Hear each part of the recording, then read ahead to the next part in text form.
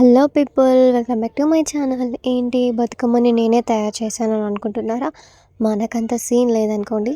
But మేము బతుకమ్మని ఎలా తయారు చేసాము ఏంటనేది ఈ ఫుల్ వ్లాగ్ని స్కిప్ చేయకుండా చూసండి. అండ్ మన ఛానల్ని సబ్స్క్రైబ్ చేసుకోవడం మర్చిపోకండి.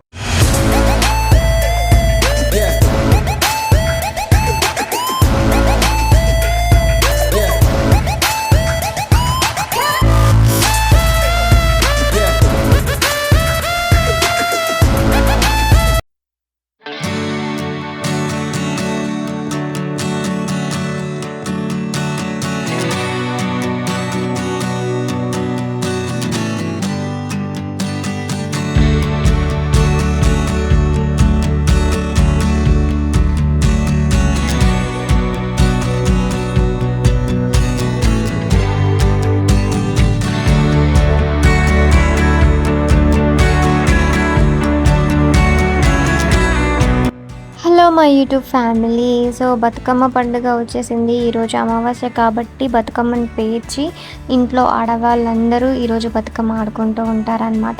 సో ఈ రోజు నుంచి అమ్మవారి నవరాత్రులు కూడా స్టార్ట్ అవుతాయి. ఈరోజే దుర్గామాతను కూడా తీసుకొస్తారు. అండ్ కొంతమంది ఈరోజు అమ్మవారిని ప్రతిష్ఠిస్తారు, లేదంటే రేపు ఈరోజు తీసుకొచ్చి రేపు ప్రతిష్ఠించి పూజ అనేది స్టార్ట్ చేస్తారనమాట. సో మా మమ్మీ ఎర్లీ మార్నింగే వెళ్ళేసి మార్కెట్కి పూలు అనేవి తీసుకొచ్చేసింది అనమాట ఫ్రెష్గా. ఒకప్పుడు అనంటే పూలు మనం కొనుక్కొని అవసరం లేదు. తంగడి పూలు పల్లెటూరులో అయితే వెళ్ళి తెల్లవారంగా ముందే వెళ్ళేసి పూలు అనేవి తీసుకొస్తూ ఉంటారు. బట్ ఇప్పుడు అలా కాదు కదా, మనకి ఏది కావాలన్నా ఇప్పుడు మార్కెట్లోకి వెళ్ళి కొనుక్కోవడం అనమాట. సో ఇప్పుడైతే మా మమ్మీ అదంతా వేరుగా చేస్తుందన్నమాట. మీరైతే ఈ ఫుల్ వ్లాగ్ని ఎక్కడ స్కిప్ చేయకుండా చూడండి. అండ్ అస్సలు మర్చిపోకండి సబ్స్క్రైబ్ చేసుకోవడం.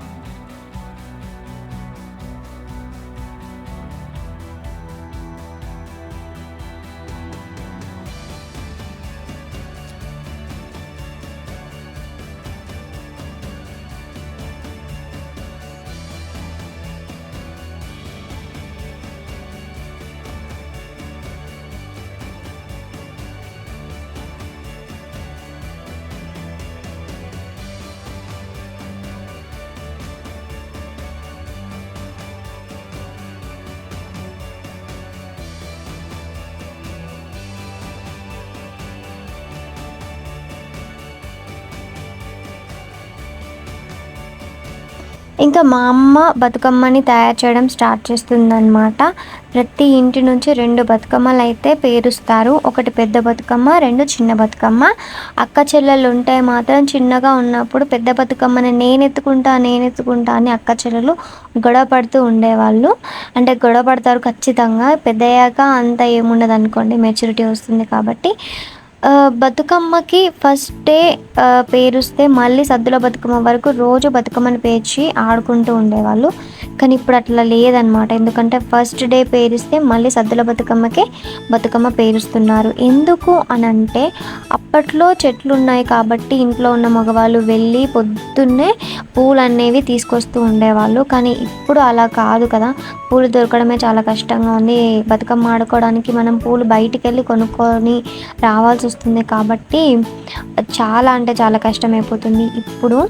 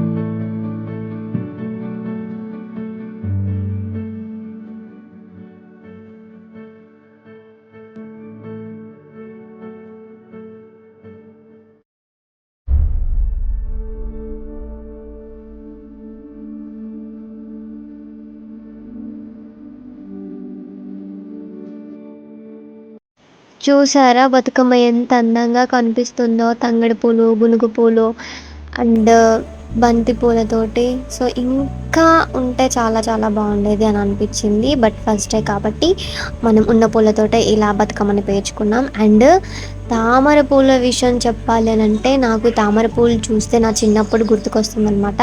సో, మా పెద్దత్త బతుకమ్మని చాలా చాలా బాగా తయారు చేస్తుంది. చాలా పెద్దగా పేరుస్తుంది అనమాట. సో, మేము చిన్నగా ఉన్నప్పుడు నేను మా అత్తయ్య వాళ్ళ పిల్లలిద్దరు కలిసి చెరువులో తామర పూలు కోసం వెళ్ళి తిరిగే వాళ్ళం అనమాట చిన్నప్పుడు. ఆ మూమెంట్స్ అనేవి నాకు బాగా గుర్తు. అండ్ చాలా చాలా గుర్తొస్తున్నాయి ఇప్పుడు ఇది చూస్తుంటే నాకు. మేము ముగ్గురం వెళ్ళి పూలు ఎక్కడున్నాయి ఎక్కడున్నాయి అని వెతుక్కుంటూ మొత్తం గల్లీ గల్లీ మొత్తం తిరిగే వాళ్ళం అనమాట.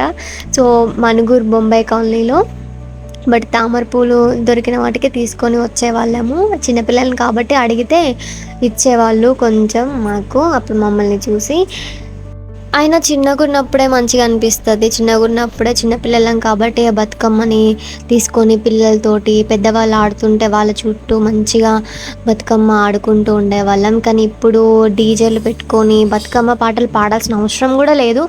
సో, మనం బ్లూటూత్ కనెక్ట్ చేసుకొని ఆ డీజే బాక్స్‌లకి ఆటోమేటిక్‌గా సాంగ్ వస్తది. ఆ సాంగ్‌కి మనం కోలాటాలు పట్టుకోనో లేదంటే చప్పట్లు కొట్టుకుంటూ తిరుక్కుంటూ బతుకమ్మ ఆడాల్సి వస్తుంది. ఇప్పుడు అలాగే ఆడుతూ ఉన్నాము.